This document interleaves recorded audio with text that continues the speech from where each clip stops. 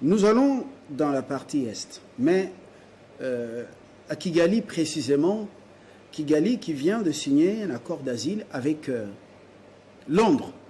Comment un pays dit des 1000 collines avec moins d'espace, d'ailleurs moins d'espace pour la population, il n'y a pas d'espace selon son dirigeant pour se battre là-bas, il préfère le Congo, comment vous allez accueillir des islamistes, des djihadistes, de gens que Londres veut injecter chez lui. Pour quelle finalité? Où est-ce qu'ils vont habiter? Quel est le non-dit de ce plan Kagame? On en parle avec Freddy Mulumba et d'autres sujets, parce que dans la sous-région de l'Afrique centrale, il y a un peu d'agitation, alors que le dirigeant congolais a opté pour le calme et surtout moins bavard ce dernier temps. Pour quelle stratégie? Freddy Mulumba, bienvenue. Londres et Kigali dans un accord. La fois passée, il a accueilli des Afghans, avec l'Ouganda aussi. L'autre fois, c'était d'autres réfugiés venus d'Israël. Où est-ce qu'il les a placés? Un pays qui souffre justement ou qui n'a pas d'espace vu la démographie galopante de la population, de sa population. Quel est le non-dit de cet accord? Oui, je pense que c'est un signal qu'on est en train de donner aux Congolais. Un test, en quelque sorte, pour voir quelle est la réaction des Congolais.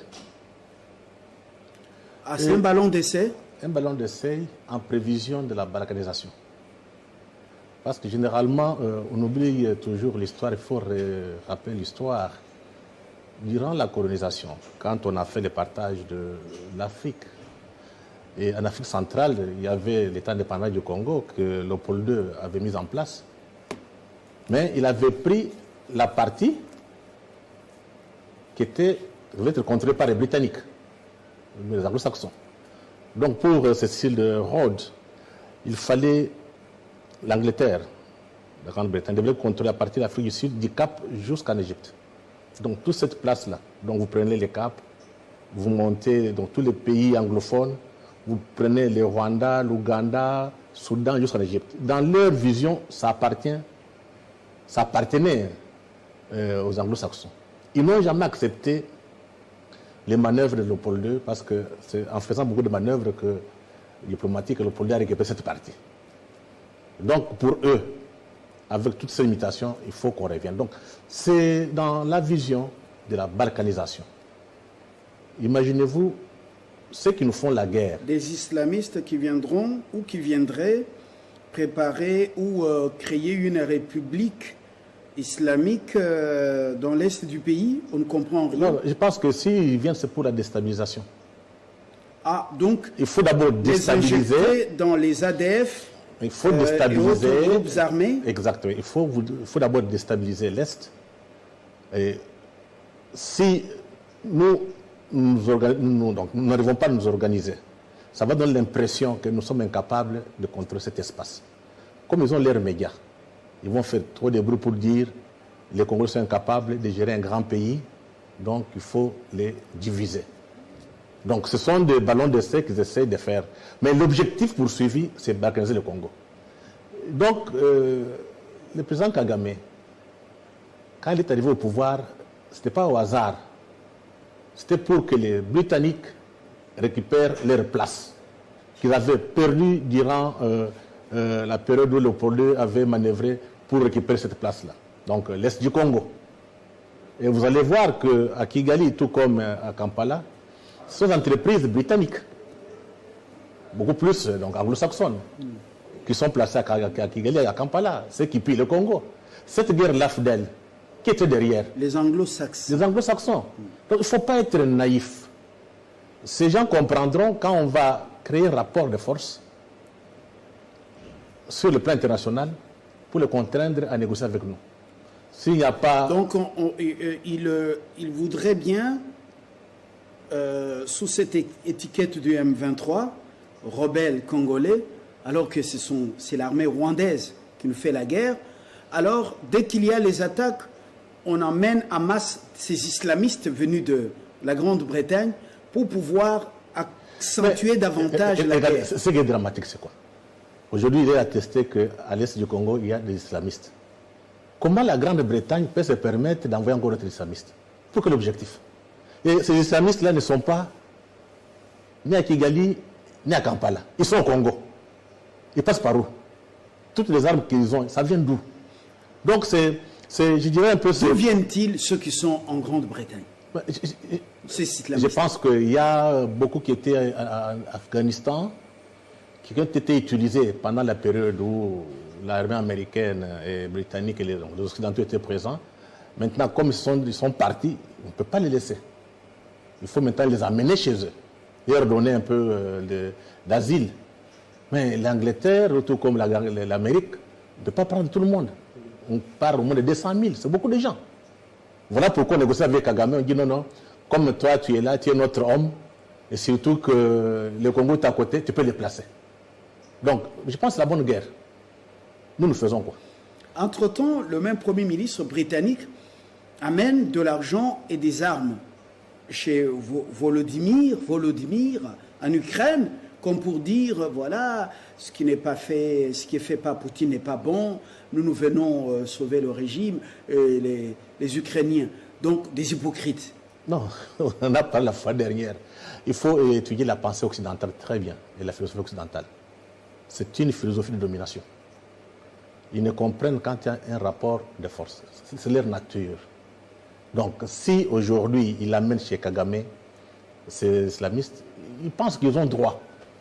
Kagame n'a pas d'espace, il dit non, on va le placer au Congo. Mais moi, je dis c'est notre faute à nous parce que c'est nous maintenant, l'information est là. Ça devait être des débats dans des médias, des débats au Parlement, partout. Vous dites que c'est un ballon d'essai, alors que l'accord est déjà signé. Un ballon d'essai oui. Pour la balkanisation. Quand on verra qu'à Kinshasa, il n'y a pas de réaction, le lendemain, on va dire non, on annexe les Kivu. Personne ne va parler. Personne ne va parler. C'est le moment de parler maintenant. Personne ne nous empêche de parler. Personne ne nous empêche de dénoncer. En commençant par les médias. À quoi servent les médias? Les journalistes? Alors, les Britanniques, apparemment, on peut dire le Royaume-Uni, est pratiquement dans un schéma qui est contre la survie de cette nation, le Congo. Non. C'est quand on a partagé le Congo, donc l'Afrique, à Berlin, jusqu'aujourd'hui, les Occidentaux pensent que le Congo, c'est leur plate-bande. C'est la réalité. Il n'y a que nous qui ne comprenons pas. Si les gens vont dire que le Congo nous appartient, nous refusons tout dictat extérieur, ce jour-là, ils vont accepter de négocier avec nous. Mais tant qu'on croise les bras, tant qu'on reste silencieux, ils vont appliquer ce qu'ils veulent. Hein. Ils sont comme ça. Les signaux du démembrement du Congo sont là sur la table, palpables. Que devons-nous faire maintenant que Kagame, qui n'est pas éternel, et Boris Johnson, qui n'est pas éternel, ont signé cet accord? Qu'est-ce que nous devons faire? D'abord, il faut se partager le rôle. Les médias doivent beaucoup informer des débats. Mais il faut qu'il y ait des médias anglophones, d'expression anglophone, qui doivent parler et que ces gens écoutent. Non. Oui. Nous mobilisons notre peuple pour s'opposer à ces plans. On ne parle pas pour faire plaisir à l'extérieur. On mobilise notre peuple pour s'opposer. Ça, c'est du côté média, côté intellectuel. Côté politique, il faut que ces problèmes soient traités au Parlement. Mais le Rwanda n'a pas de place pour mettre ce genre. Et vous avez dit que la finalité, ce sont là l'épreuve palpable d'un processus de démembrement du Congo. On teste, on dit est-ce que les Congolais vont réagir. Si vous ne savez pas réagir, donc c'est un peuple amorphe, on peut l'imposer. Mais comme ils le font là, ils sentent que le peuple est debout, ils vont reculer. Les médias en parlent. Les intellectuels et les politiques. Et dénoncent de manière efficace, percutante. Les parlements en fait un sujet, une question. d'actualité. D'actualité, une question des débats nationaux. Ouais. Et après, ça se limite là-bas. L'exécutif, qu'est-ce qu'il va faire? Je pense qu'il faut qu'on comprenne ici. Nous sommes sous pression des multinationales de grande puissance. Ces gens peuvent nous laisser tranquilles quand ils verront que l'opinion est mobilisée. Parce qu'ils n'ont pas peur de l'armée, ils ont peur de l'opinion nationale. Rappelez-vous quand on avait pris Bukavu par Nkunda et Mutebuzi. Vous parlez de Bukavu. Oui. Bukavu. Oui. Ici, il y a eu des pressions, la population était dans la rue. Oui. Mais... Et la MONUSCO était sous pression ici. Ah, tu as vu? Donc il faut que notre opinion doit être mobilisée, notre peuple, pour faire pression, pour créer un rapport de force avec ceux qui font pression sur nos dirigeants. Ce qui est vrai que nos dirigeants sont sous pression occidentale. C'est la réalité. Mais qu'est-ce qui peut aider les hommes politiques à avoir un peu de marge de manœuvre?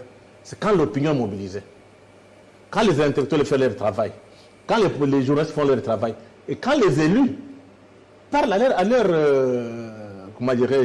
leur sujet en quelque sorte. On a des diplomates britanniques ici, l'ambassade britannique est ici. Qu'est-ce que l'opinion doit lui dire? Qu'est-ce qu'on doit faire? D'abord, il faut qu'il y ait des débats dans les médias, comme on le fait ici. Expliquer les enjeux, mobiliser notre peuple. Après, il faut manifester. Il faut manifester. Parce que ce n'est pas interdit, nous sommes dans un pays démocratique, vous faites une demande, on a eu telle information, est-ce qu'on peut marcher? On ne va pas vous refuser. Commencez par manifester, parce qu'on peut parler, on ne manifeste pas. Donc on peut aller devant les ambassades de deux pays, le petit Rwanda, et puis chez les Britanniques, leur dire que ce projet-là, il est suicidaire pour les grands lacs et pour le Congo, parce que vous amenez des islamistes dans... Non, le problème n'est pas là, parce que ça touche à notre souveraineté nationale. Nous sommes un pays souverain. Pour notre souveraineté, nous pouvons nous mobiliser pour que les gens ne parviennent pas à piétiner, à mettre la main sur les territoires congolais, même à imposer les gens. Parce que c'est très clair que M. Kagame, M. Johnson, ils veulent nous imposer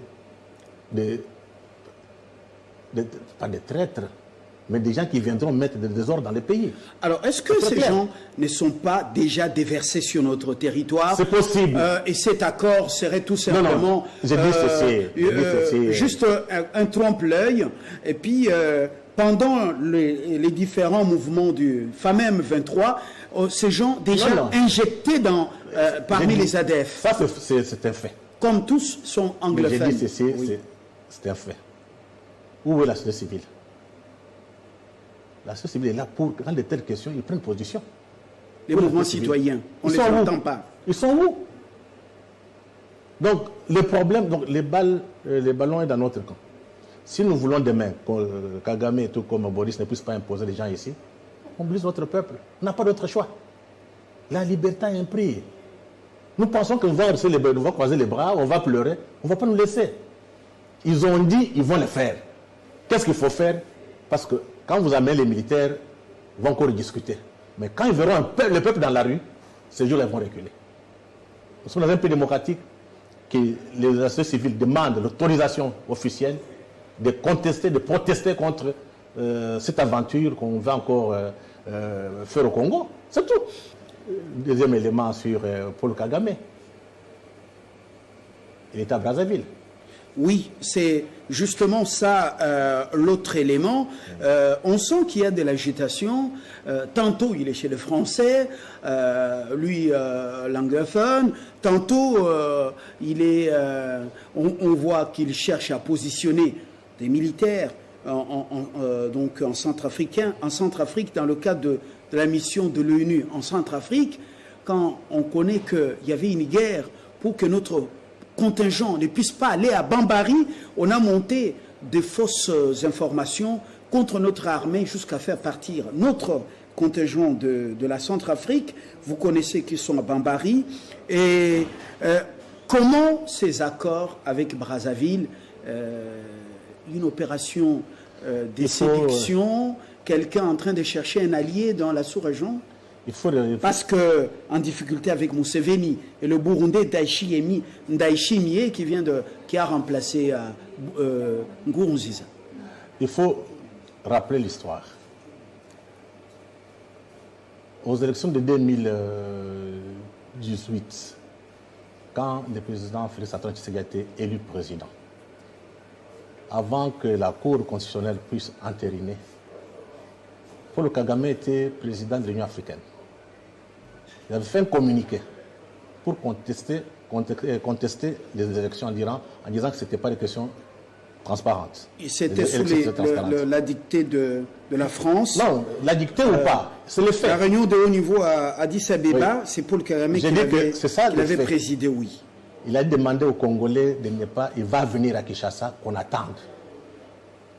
Ni Tété, d'abord notre peuple qui s'est mobilisé, ni Tété la SADC, aujourd'hui, nous serons dans des problèmes. Donc, Paul Kagame n'est pas notre ami. Il faut que tous les Congolais le sachent. C'est vrai, diplomatiquement, on peut discuter, mais il n'est pas notre ami. Donc, ça, c'est le premier élément qu'il faut rappeler. Deuxième élément de rappel. Je pense que c'était à Paris. Le président Paul Kagame a tenu une conférence de presse avec un peu de mépris. On a posé la question au président Félix Antoine Tshisekedi. Il a dit, je ne vais pas répondre, il y a des endroits où on peut se parler. Il a été très courtois. Sur place, il a parlé d'une manière, avec mépris, la situation du Congo. Troisième élément qu'il faut encore relever ici. Vous avez vu ce qui s'est passé à Nairobi. Ça prouve qu'il y a un problème. Donc, Paul Kagame ne joue pas le jeu pour nous. Il faudrait que les élites congolaises comprennent. Et le Burundi remet en cause justement la volonté d'un pays qui fait partie du comité sous-régional ou régional. Est-ce que Tshisekedi n'a pas tendu un piège en adhérant à cette communauté économique est-africaine, un piège au Rwanda? Non, il n'y a pas de piège. Nous sommes une grande puissance. L'Afrique centrale, c'est nous. Toute l'Afrique, c'est nous. Il faut avoir cette conception de puissance. Nous devons être partout. Nous sommes 100 millions, nous sommes au cœur de l'Afrique. C'est notre avenir qui se joue. Donc le président a pris une très bonne décision. Mais la question maintenant, c'est quoi? Vous allez voir, depuis que la guerre a éclaté ici, depuis AFDEL, les Rwandais de Paul Kagame contre nous, c'est que nous devons comprendre qu'il fasse le tour à Brazzaville. La fois dernière, le président était à Brazzaville. Il n'est pas venu. À Oyo. Il n'est pas venu. Le président, donc, il avait un sommet ici. Il n'est pas venu. Ils sont partis se retrouver à Amman. Il se retrouve du côté de Kenya. Après, maintenant, il est parti voir Brazzaville. Il est libre. Mais nous, nous devons nous méfier. Freddy Mulumba, merci de la mobilisation et de cette, puisque vous mettez aux oreilles des Congolais, médias, relevez-vous, regardez ce qui se passe, il y a péril en la demeure. Cet accord est suicidaire pour les Grands Lacs et surtout c'est contre notre pays. Parce que le monsieur n'a pas de place chez lui, il va sûrement derrière les M23 comme ils ont par moment et piratent la tenue de nos forces armées, nous envoyer ces gens pour nous déstabiliser. Le Parlement, oui, au-delà du contrôle parlementaire, mettez-vous debout. L'opinion, soyez vigilants, réveillez-vous. Et puis, voilà, cette classe politique, il y a moyen de récupérer l'herbe, la bonne herbe, au détriment des livrets. À très bientôt pour un autre numéro.